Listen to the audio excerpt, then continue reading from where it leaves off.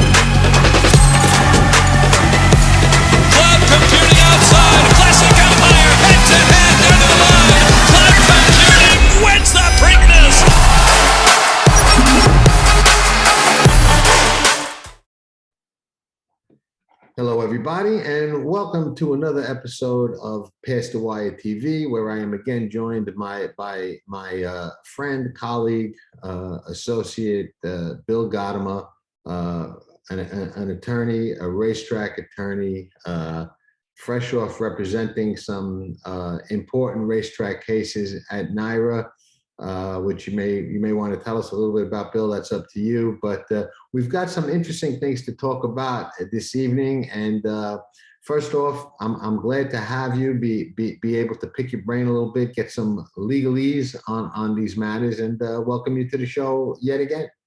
Well, thank you. Always a pleasure to join you, talk about horse racing, and when it floats over to legal matters, I guess maybe I can be some of assistance.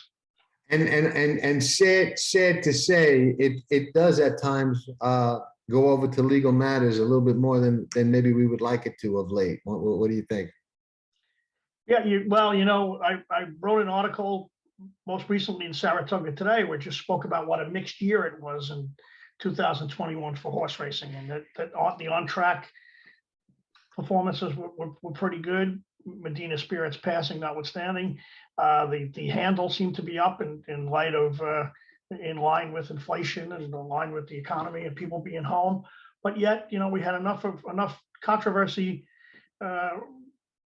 surrounding the game that you have to wonder whether this is a watershed year where the opinion of the non-racing public goes against horse racing to the point where it might be harmful. Yeah, I agree with that in part, and I also think that the opinion of some people involved in horse racing is a little strange, a little strange to me. And I'll start that off by asking you this question: January of 23, which is not that far away, right? Time goes fast, especially as we get older. Rick Dutrow will be done with his 10-year ban. Okay. Rick, I think, is probably one of the more well-known people in racing who was brought on the carpet in what I believe and what I think has been demonstrated by those who are willing to look at the actual facts in a way that is not very, very accurate. Most people think he's got a whirlwind of drug violations, which is not the case. But all of that aside, he comes back, or is eligible to come back, in January of 23. Okay. 10-year ban is a long time. Has the game, in your opinion, gotten better, cleaner, more regulated, better policed since he's been gone, or not? Or is he coming back to even a worse show than he left? Well, it's certainly hard in light of the FBI investigation and the Navarro guilty plea and the veterinary guilty pleas associated with that, and the ongoing action against Jason Service, it's hard to imagine that the game has done better in 10 years, right? I mean, I think the FBI wiretaps laid out, a long 3-year pattern of what was, to most people who follow the game, rather obvious, obvious high win percentages that were unexplained, and it became such that it was a usual function of handicapping, that if either of those trainers claimed a horse, you bet them immediately the next out without any real explanation as to why the improvement would come, just knowing that it would. And so it seems like that period there in the 10 years, and the 10 years is hard to come up with put 10 years in a sentence, but it certainly doesn't seem like the game improved. If anything, there was a concentration of power in the hands of fewer trainers, and I guess the increased exposure that television had on it, and daily exposure between the Naira Fox show and TVG, left people trying to explain each and every day how these trainers could win it above 20-something% with horses they had recently claimed. So. And to add something to that, Bill, you and I, we don't always agree on everything, but I think we always stay pretty cordial, and it's never infringed upon our friendship. But one thing that we are, I don't want to say in agreement, but we're both well versed in, is that the claiming of a horse and the anticipated immediate inexplicable improvement next time out, to the point where a wagerer will wager blindly on that horse, is nothing new to you and I. We remember it from the days of Oscar Barrera and Pete Ferriola, when there were certain circumstances off the claim that were about as close to money in the bank as you could get in the sport of horse racing. No, that's absolutely true. I mean, that phenomenon has continued. I guess now we're seeing it multiple places with multiple trainers. It's clearly an acknowledged part of the game. That each racetrack employs a odds maker, and the odds maker clearly takes that into consideration, and he or she is not acknowledging that improvement is expected, but certainly they're reflecting that the wagerers, the gamblers, think improvement is expected. And so it's somewhat. I give credit to some of the commentators who have to kind of explain it as a horse becoming refreshed, going to a new barn, or change in surroundings. I mean, they have to say a lot of words. I don't envy their jobs there. I guess that's one way to put it. If you're on the spot and have to address that. It's certainly challenging to be in a position to have to address that and not be able to say what you might really think or feel or want to say. But that's. I actually, as an aside, I owned part of a horse that was claimed by Dick Dutrow and immediately stepped up and ran in $1 million race. And he gave an interview to the Daily Racing Form saying that he had hired an acupuncturist who had discovered a hind end problem. And that may well have been true. But I know, it left us a little bit surprised that such drastic improvement could happen right away. And it's now kind of as common with a certain handful of trainers than I guess than ever before, in my opinion.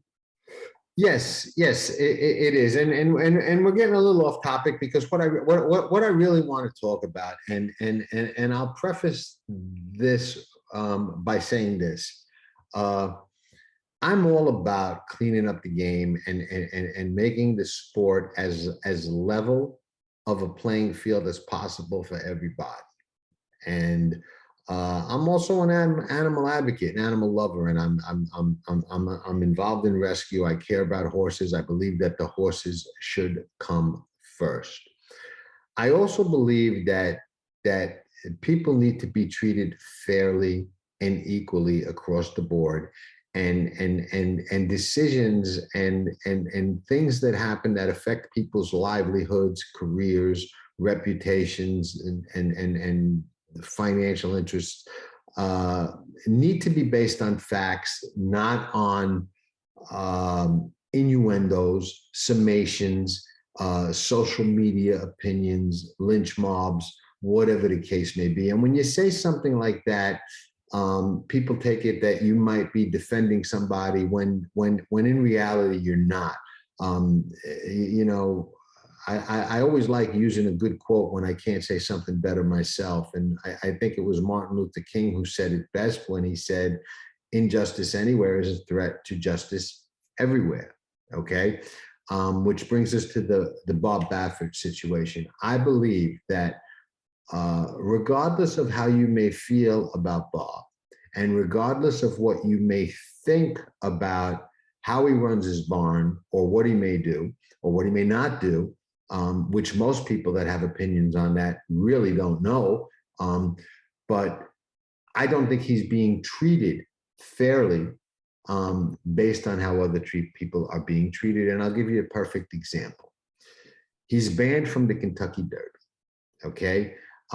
Prior to the Kentucky Racing Commission issuing a ruling under Medina Spirit Positive for a legal therapeutic medication, but not legal on race day, okay? And those are the facts. Now, and I hate to throw anybody else under the bus, but we're just going to speak factually, and it's not my intention, but I believe Steve Asmussen has more positives. He's allowed to run in the Derby. I believe Wesley Ward has more positives. He's allowed to run in the Kentucky Derby. You know, when you look at things like that, in my opinion, you're not really cleaning up the game. You're not treating people fairly. I think John Sadler has more violations. He's allowed to run in the Kentucky Derby. Those three people were also allowed to run in the Breeders' Cup under Breeders' Cup rules, not the separate Bob Baffert rules. You know, the Kentucky Derby is a big race, and Churchill Downs swings a big stick because they own that race. But I don't believe that it gives them the right to treat someone who they may want to make an example out of differently than other people who they may not want to make an example out of, who race there more often or year round or support their product or whatever the case may be. I really have no idea how selective targeting enforcement works, other than just rubbing somebody in a position of power the wrong way. I don't know how that works. I'm not privy to that. I just don't think it's fair. Now, I also don't think that selective enforcement is an excuse or a legal or moral defense of anything. To the contrary, it's not. I'm sure as an attorney, you would say, no, it isn't. You can't say, hey, you can't prosecute me for robbing that store because you didn't prosecute the other guy who robbed the store. You know, that's really not going to help you. But I don't believe that you get to hold up your shingle saying, hey, we're all about integrity and we're all about doing what's right. We're all about the bettors and the fans and the horses and the horsemen and everything on the up and up. When it comes to the Kentucky Derby and this individual, but everybody else gets a pass. And, you know, if you do something on Thursday afternoon, but not on the first Saturday in May, it's okay. And I see a lot of that in the situation with Bob Baffert, and I don't think it's fair. From a legal perspective, what's your take on the ban? Taking into account what I brought up. Well, I guess from a legal perspective, there's probably three different categories of people, right? One is the government, which owes you due process. The other is a private party who generally does not. And the third, of course, is the general public who owes you nothing. So let's start with the general public. You know, the general public, whether it be racing fans or racing commentators or non-racing fans or people who just get stopped on the street, have a right to their opinion. You know, there are celebrities who've made their absolute fortune by being trusted by the general public, only to turn out that's not the case. There's other people who have bad reputations and turn out to be wonderful people. You know, I mean, Bill Cosby is Bill Cosby was America's dad for a long time, yet he turned out to be convicted of some horrendous crimes, right? On the flip side, Dean Martin always had a reputation as being a womanizer and a drunkard, and he was nothing but that. He was everything but that. He was completely different in real life, right? So you're allowed to, the public can have whatever opinion it wants, and the public can base it on thorough, sane analysis or idiocy or any number of things. So that's the easiest one to take part in. On the other spectrum is the government, and the government has the requirement that they act fairly because they contain an awful lot of power, and their power is granted to them by the people. And under our form of government, their power is limited. And one of the things that it's limited by is that you have to provide due process, and that's where the New York Racing Association ran into trouble with its ban on Bob Baffert, in that it was considered to be state action because the New York Racing Association is so intertwined and so connected to the New York State government that it was considered that they owed him the proper due process. Right in the middle there is private action and private ownership and private parties, and you know, with the exception of things that we find are abhorrent to society, such as racial or gender discrimination or religious discrimination, you're pretty much free to associate with whom you wish. You know, if you own a restaurant, you can say, "Don't come back here anymore. You know, I don't really want to serve you." And as long as it's not because of a impermissible discrimination type, but it's a personalized and a decision you've made for your business, you're free to do that. And I think Churchill Downs kind of falls in that category. And I know they fall in that category, and they clearly think they fall in that category. And they can act, I think they can act unreasonably at their own peril. And we've seen that in some racetracks. People act unreasonable, and people don't put up with them any longer. They don't go there, and they don't participate, and they fade off into the sunset. You know, I think Churchill Downs controls that race. I think if they decided to run that race for 4-year-olds instead of 3-year-olds, or to run it only for fillies, or to run it at 6 furlongs on the grass, I'm pretty much sure they can do that. So in a lot of ways, I think they're exercising what they feel is their right of private exclusion, and you know, whether or not, as long as it's not for an impermissible reason, they probably can do it. Well, and that, you know, hey, I'm very seldom the most educated person in the room, and I'm certainly not an attorney, and that may be very, very, you know, sound legal ground. But I'm talking more from a moral perspective, because, you know, they issued a statement today, which, you know, or yesterday, whatever it was, and you know, I'm a believer that coincidences are for romance novels. Okay, they issue a statement within a couple of minutes of a New York Times article, both about Bob Baffert, and kind of working, you know, hand in hand, where Churchill Downs said, "Listen, you know, I don't have the statement in front of me, so I can't quote it, but basically it was, we care about, you know, the sport, the horses, the fans, the bettors, and the participants, and, you know, nobody's above the law, and we're going to hold, you know, Bob Baffert accountable, because nobody should be above the law." And that's great. And maybe they legally have the right to do that selectively. But where you lose me is when you become selective. And I'll go back to the 3 people who I mentioned, and I don't want to disparage any of them, you know, because I'm not here to try them, and I don't have the circumstances in front of me of all of their positives or what the cases may be or what they may involve. But I do know that there are 3 guys that have more violations than he does, and they're running, and they've got nothing to worry about, and their owners are not being told, "Hey, if you want to run in our race, you've got to change trainers." You know, you lose me there. I mean, I can get behind saying, hey, private property, you did something wrong. We're going to penalize you the same way we penalize everybody else. Where you lose me.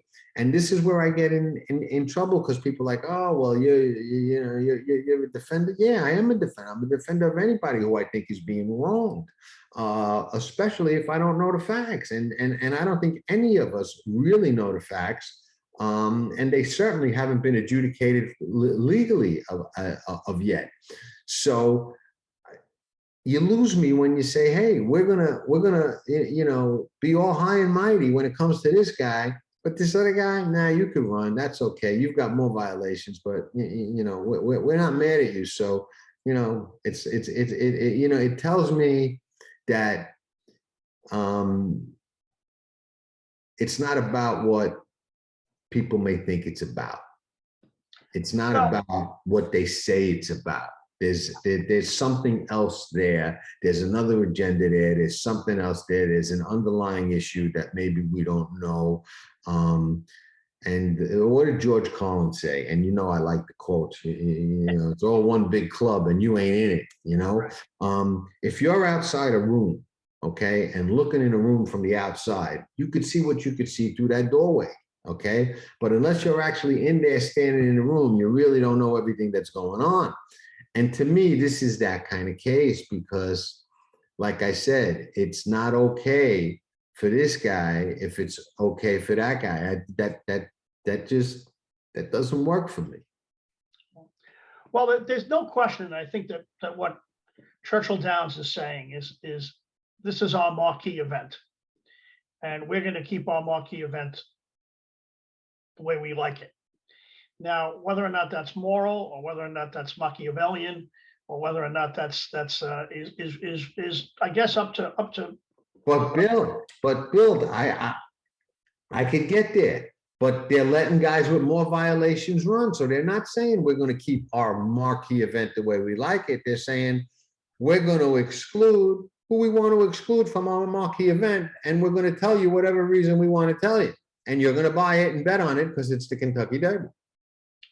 Well, I think part of that is true, and I think you make the proper point there. But the real question is two questions: can they do it, and should they do it? Right. So, can they do it? I believe they can, but people will differ on that, and eventually someone may decide that for us. Should they do it? I guess you have pros and cons, right? He's by far Bob Baffert's by far the most well-known racing personality right now. And that's a double-edged sword, right? So,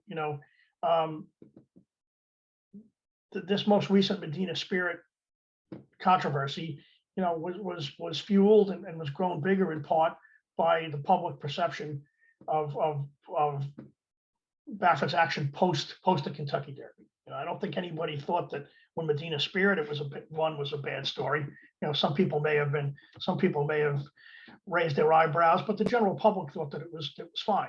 It was what transpired afterwards, really. So I guess to use your analogy, if you have a bunch of people at a party and people are doing things they shouldn't do, but no one brings any bad publicity to your party, they're welcome back. When someone brings bad publicity to your party, you say, sit out the next one. And I don't mean to make light of what's a very serious matter, but I think that's what they're saying here. That they're saying that we don't want all the baggage that comes with his participation this year. Now, is that really a problem? That's a slippery slope, though, because there's no question he's got a lot of nice 3-year-olds that are pointing for the Derby this year. And that's often the case with Bob. He gets really, really good horses, and he does as good a job as anybody is getting them ready for the first Saturday in May. And this year he's got his usual arsenal of horses.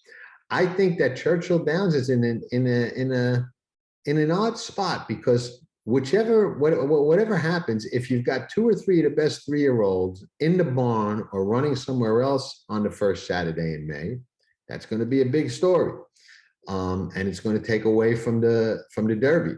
And I think we run a risk of taking away from the Eclipse Awards, which have already lost a lot of luster, and we'll get to that next. But if you have him out of the race, you're going to have, well, you got the best couple of horses not running in the Kentucky Derby. It's supposed to be for the best 3-year-olds. And, the flip side is if you have him there, you're going to have people saying, well, you banned him and now you let him run. So maybe they were premature in acting prior to the Kentucky Racing Commission actually issuing a ruling on Medina Spirit. And why isn't the Kentucky Racing Commission issuing a ruling on Medina Spirit? Isn't that a little odd also? Well, that's a different conversation that I'm not 100% versed in. So I mean, and plus you have the California Racing Commission looking at changing veterinarians who will look into Medina Spirit's early demise, which is also a little bit, you got to admit, out of the ordinary. Well, I mean, certainly, I guess if the sudden unexplained death of a Kentucky Derby winner,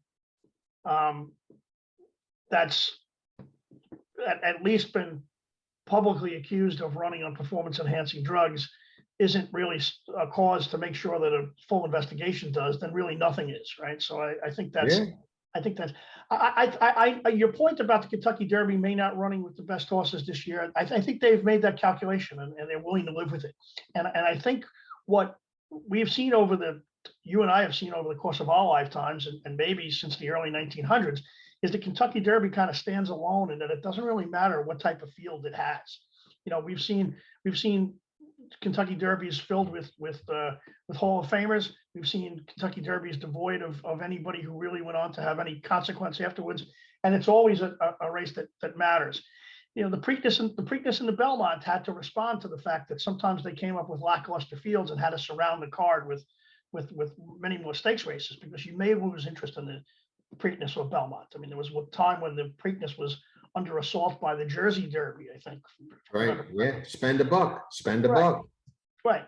The Kentucky Derby feels that it's immune from that, and they may very well be. I don't know if having an absence of the best horses due to this ban will prevent people from watching. I don't know. I don't think. Listen, so. I think that they're aware that they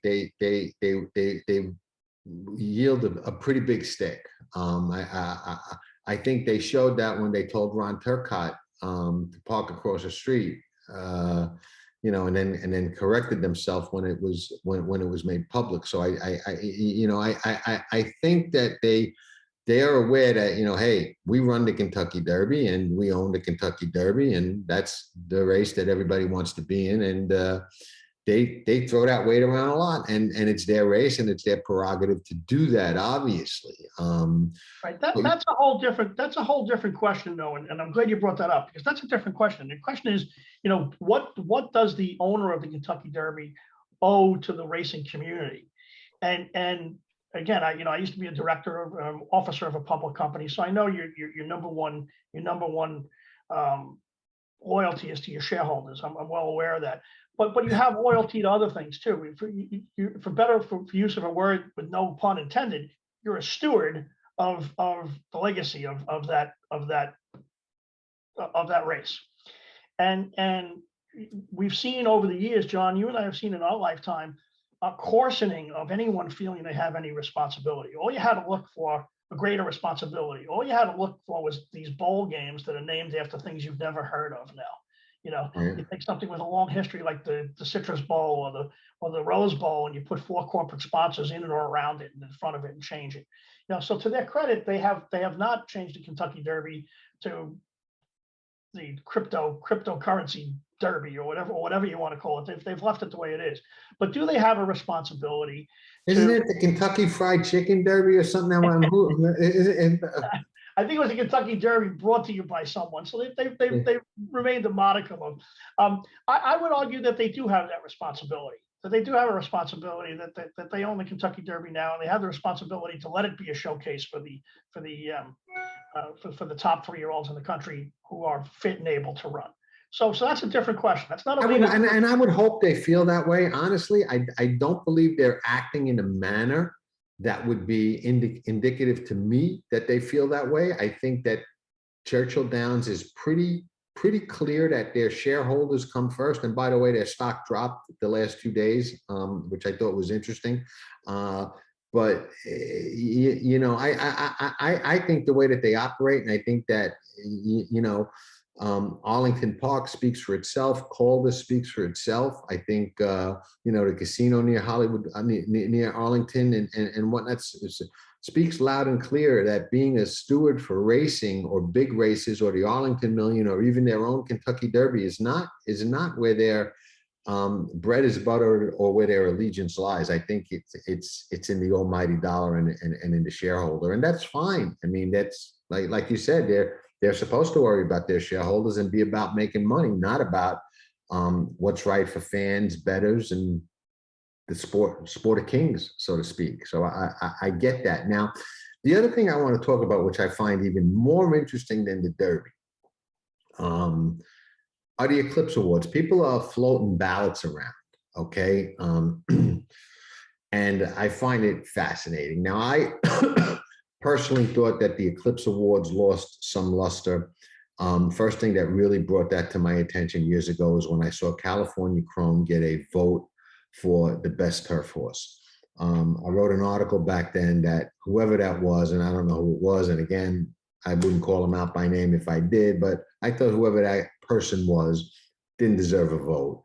I'm of the opinion that some of these people don't watch all the races. You see a lot of people abstain, blah, blah, blah. Now, I see people openly saying, hey, because of what happened to Medina Spirit, which we don't know yet. There's been no jurisdiction, no finalization of that. Okay, because of what happened to Medina Spirit, we're going to vote for Essential Quality, who Medina Spirit raced twice and beat both times. But worse than that, we're also not going to vote, or I'm also not going to vote for Corniche as 2-year-old because his trainer's banned from Churchill Downs due to private property, not an official ruling. To me, that so cheapens the Eclipse Awards. What's your take on that? And have you followed any of that? I have, right, and again, I guess it's a sliding scale of how seriously you take it, right? So on the one hand, you have some people who don't take their vote seriously at all, and rather than turn it in, they make a mockery of the vote, and as you said, they make a vote for someone who's a turf horse who's not a turf horse. I think Drosselmeyer was one that it cheapens an Eclipse Award when you do that, man. Or worse yet, there are some people who abstain in multiple categories, and that may have been an excuse years ago. It's no longer an excuse now. Every race everywhere is on videotape, so you can almost, if you take your vote seriously, you can watch whatever you need to watch to come up with an opinion. You know, learned, semi-learned at least. So there's those people who don't take it seriously. There's others who take it seriously, but only as contends on what goes on the racetrack. And I think that's the vast majority of voters in almost any vote type of thing. You know, we've seen this with the Baseball Hall of Fame. People will say, well, you know, I never really liked him, but he had 3,000 hits. You know, I never really thought he was that good a person, but you know, he won 300 games, therefore he's in. So that's the vast majority of people. There's some people who take their vote so seriously that they feel they can't be part of or can't reward something that they feel is in an overall negative to either the game or to society. And I think So that's glad you said that. from some people. I'm glad you said that, because those to me might be some of the biggest hypocrite voters out there, and I'll tell you why. Okay, they're playing judge, jury, and execution. Okay, because they're not voting for Bob because Medina Spirit came up positive for beta-methasone in the Kentucky Derby. Okay, so we're not going to vote for Corniche because Bob's a bad guy and he's cheating.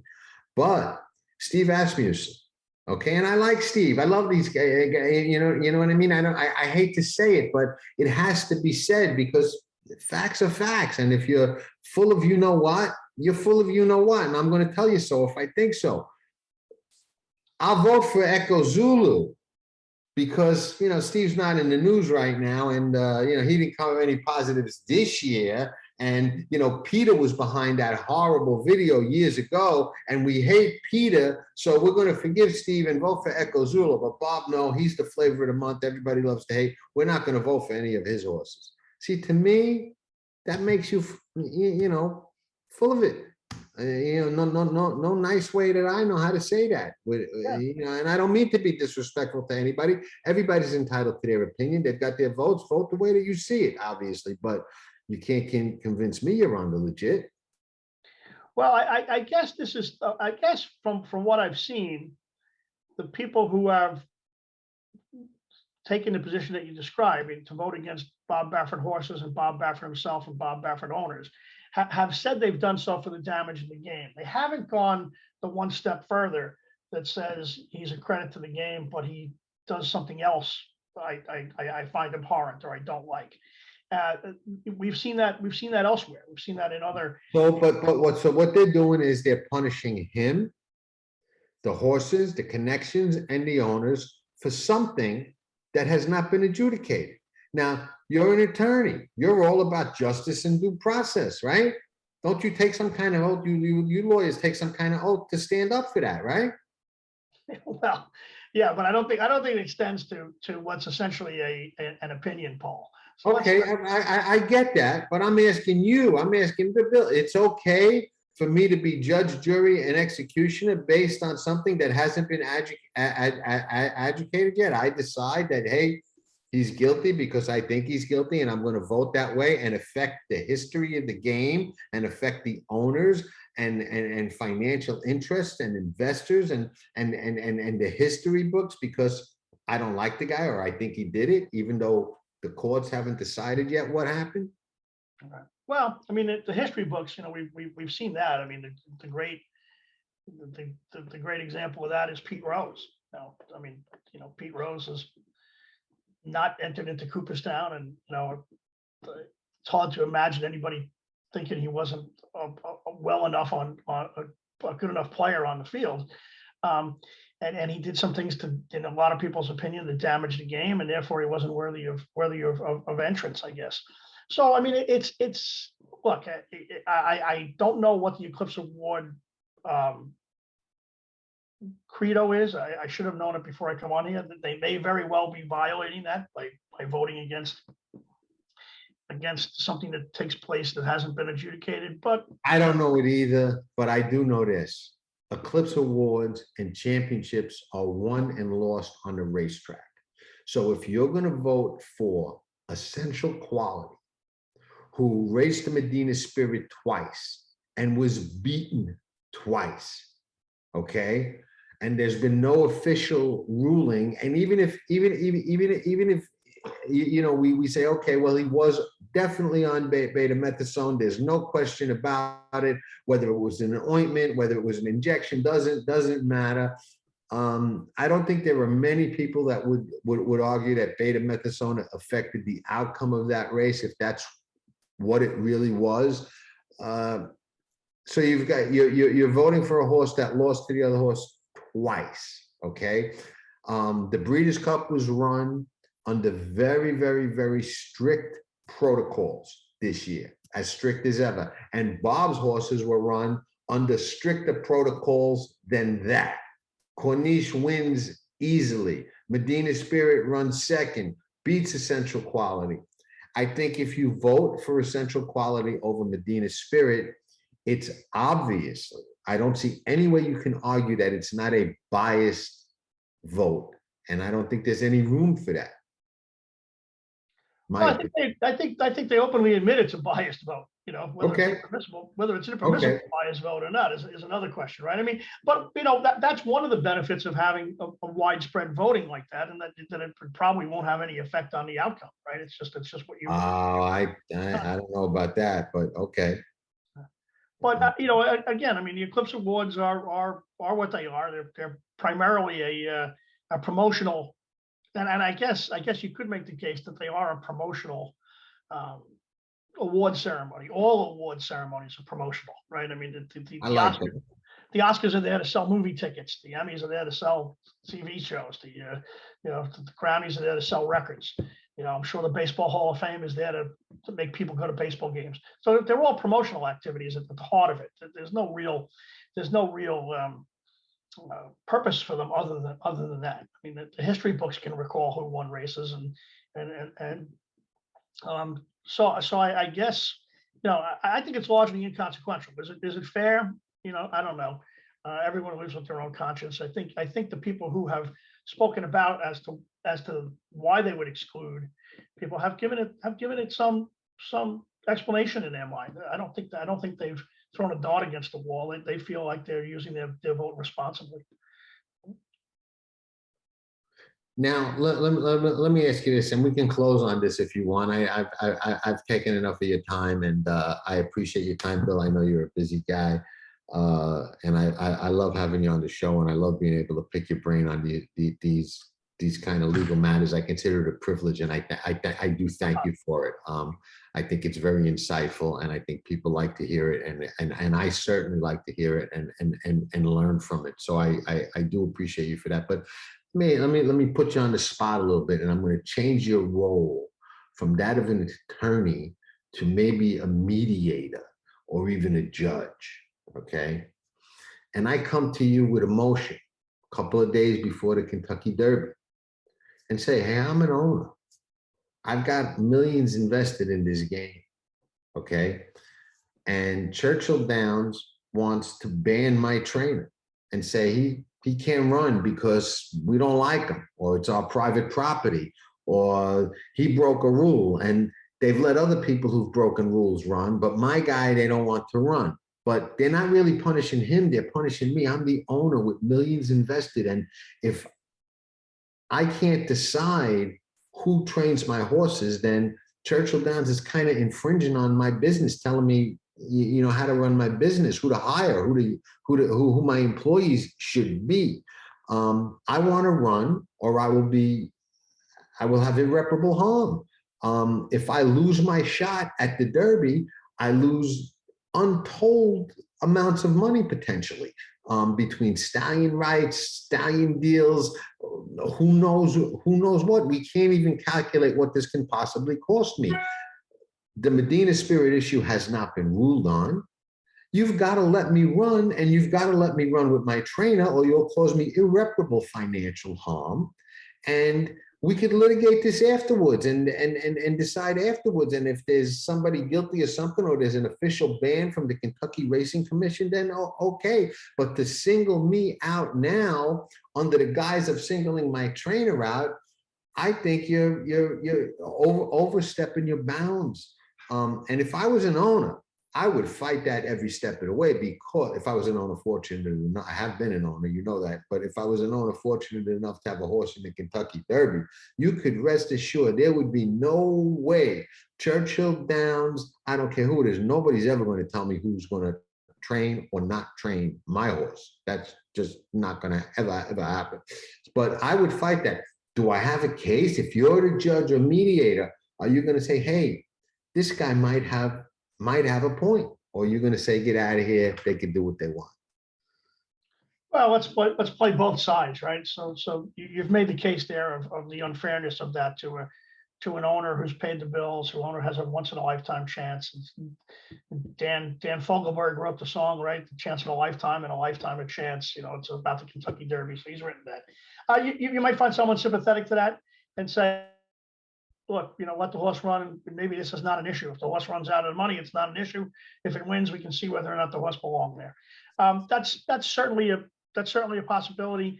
And the more urgent, the shorter time period there is on that, the more likely a judge would be to say, let's hold on here, and let's let that happen, and let's avoid this irreparable harm. That might be successful. I'm not so sure it'd be successful in the long run. And I think, it may be effective. It may be effective to have a horse get a start. It might be an effective strategy. I think the flip side would be that Churchill Downs has not been shy at all about telling their intentions. It's been over a year now, right? That they were almost a year. It'll be almost a year by the time they run the Kentucky Derby that they've announced their intention Right. So in other words, 9 months or 6 months, 8 months. and I get that. So obviously I've had time to make a decision, but they want me to run my horse with the trainers that they want me to run with. I want to run my horse with who I want to run. Okay, who's won more derbies than Bob Baffert? Nobody. So if I'm investing millions of dollars, who is anybody else to tell me who I want to get ready to get my horse ready for the Kentucky Derby? I don't think there's anybody that should be able to tell me that, especially if you're going to tell me that, no, this guy's got more violations than Bob, but you could use him, but you can't use Bob. So I guess if I understand the ban correctly, it's a two-pronged ban, right? It's a two-part ban. One is by a horse trained by Bob Baffert. That seems to be pretty clear that they won't accept an entry, or they're saying they won't accept an entry in the Kentucky Derby with Bob Baffert listed as trainer. Right. And John, we've seen that before. We've seen that with people who aren't licensed in particular states. We've seen it with trainers who have been suspended, and typically they allow the horse to run with a different licensed trainer. You know, that happens all the time, right? Churchill Downs has taken the second step to say, you know, we're not going to count any Kentucky Derby entrance points that were won by a horse trained by Bob Baffert. So I guess that sets up the situation where if you need points to get in, you know, these owners wouldn't even be able to pull a last minute change of trainer to some other duly licensed trainer and get in the race because they would need the points. No, you're right. Part of their argument would be that they have to recalculate the points, excluding that exclusion. Right. So, but and I guess the third possibility is that, you know, the horse doesn't have any points because he was trained by Bob Baffert. Horse doesn't have any points in Churchill Downs' eyes. But the day before, the week before, the month before, they changed the trainer status to somebody else, and Churchill Downs still rejects it because they say, oh, we see what's happening here, and even though there's not 20 horses, we're not accepting your horse, right? So if I were in Churchill Downs' position, I would argue that these conditions were set out pretty early. They were set out early in time because none of the points races had been run yet, right?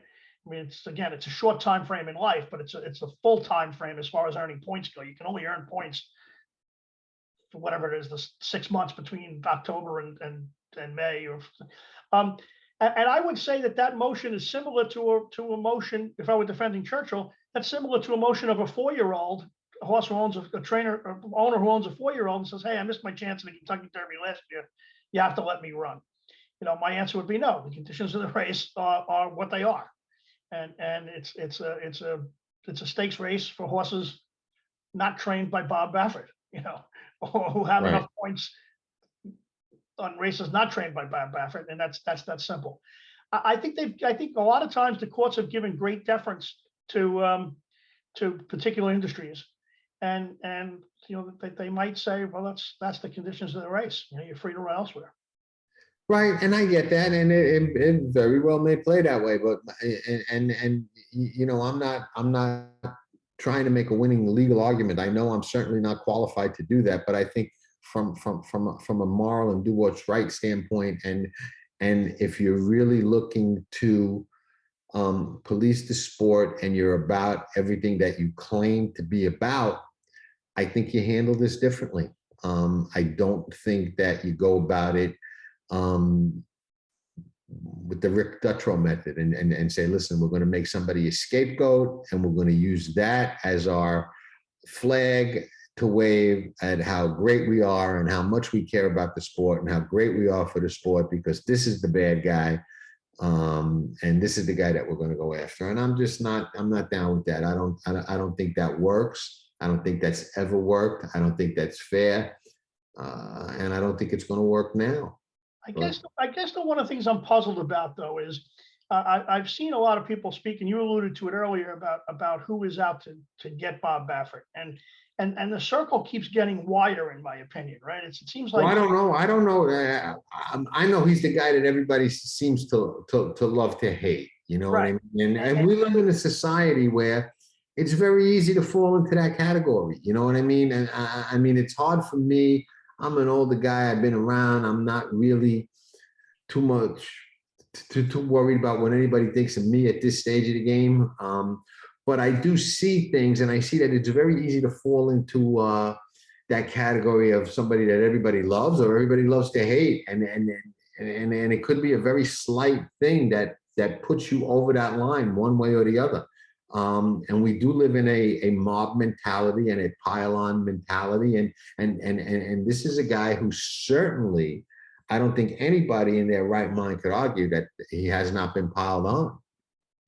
Yeah, well, I guess, and I guess that's the question. I hear from people who's, and this is just from reading things. No, I don't really know anybody who said this to me. Just from people reading it, saying that Naira's action against him was driven by the Jockey Club, old line people in the sport who didn't like him winning the big races that they felt were theirs. I've heard that the Breeders' Cup, put in these special rules because they're kind of involved with him and didn't really want to be seen as being biased towards him or against him, so they put in special rules. And now you have Churchill Downs, who by all accounts are outsiders to the game, right? The biggest complaint about the Churchill Downs group is that they don't have a long history in the game, that they don't seem to have a soft spot for the game and closing Arlington and closing Calder and a lot of the things they've done and on the backstretch, and they seem to be having more of a corporate mentality. So I don't know if it's the new guard or the old guard or the intermediate guard, who are really driving this, and it may just be that it's being driven by the negative publicity that came out of the reaction to the Medina Spirit. No question, that's part of it. No question, the manner in which he handled the aftermath contributed to the public sentiment.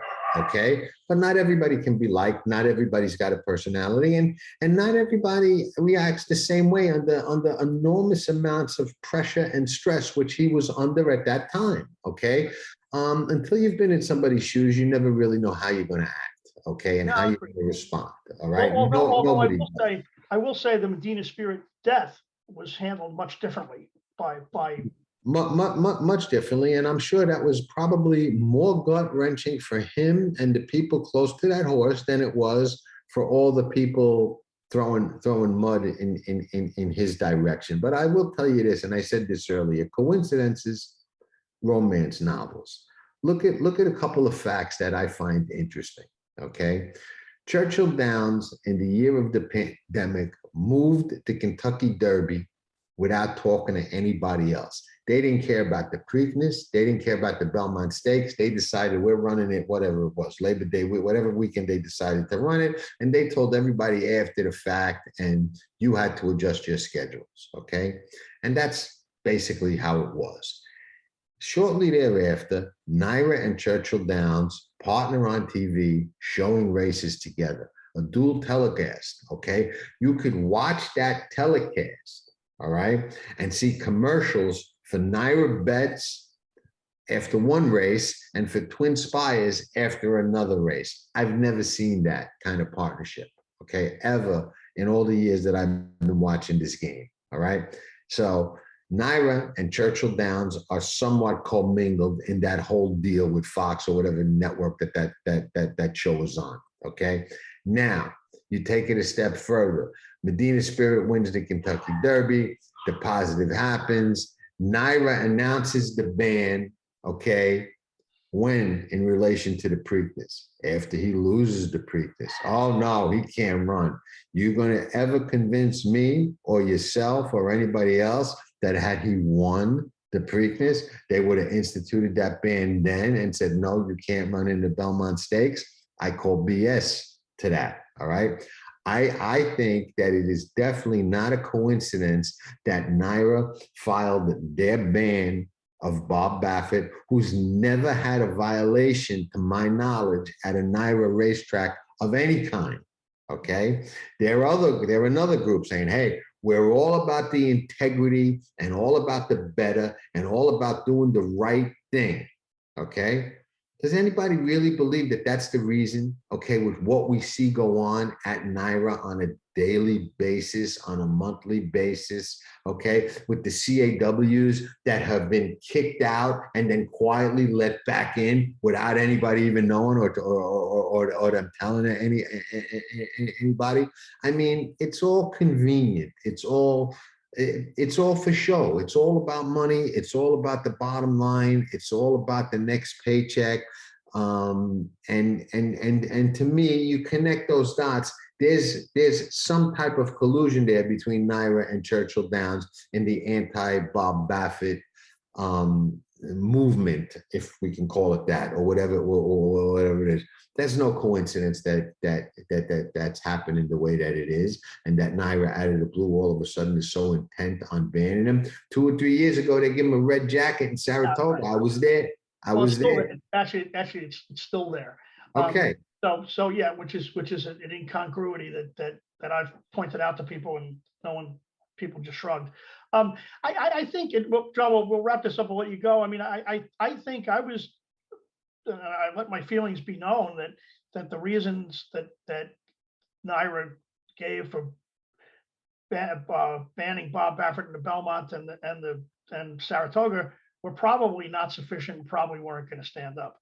I think they missed an opportunity to point out that Bob Baffert's participation in the Kentucky Derby led to a class action lawsuit against them by gamblers, against Churchill Downs by gamblers. And maybe NYRA wanted no part of a similar action in the Belmont.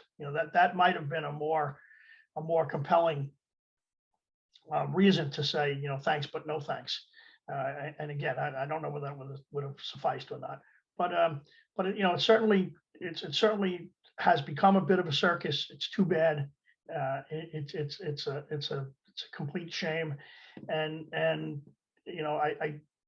we're in a position now where we neither know who won the Kentucky Derby in 2021, nor do we know who'll be able to run in the Kentucky Derby in 2002. And that can't be a good position for the game to be in. No, I agree. But yeah, I'll tell you one last thing that we do know.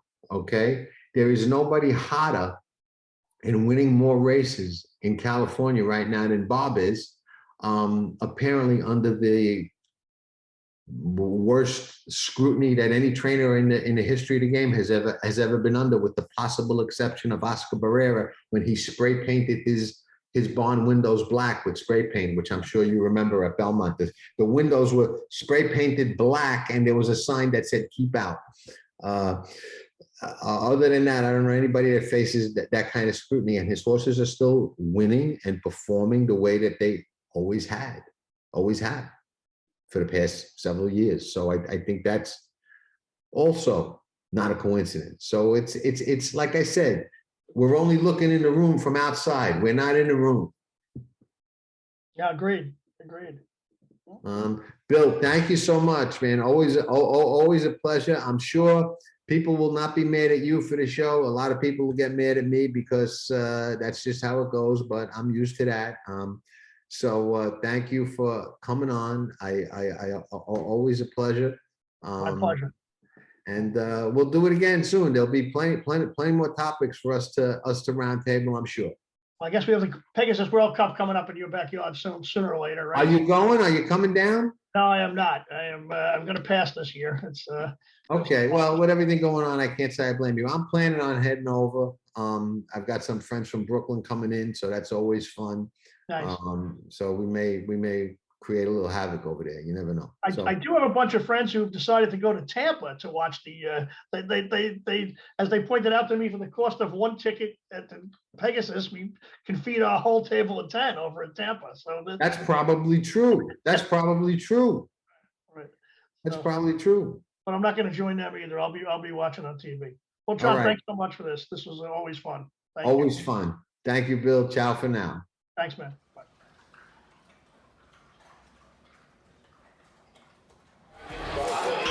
Nobody does it better.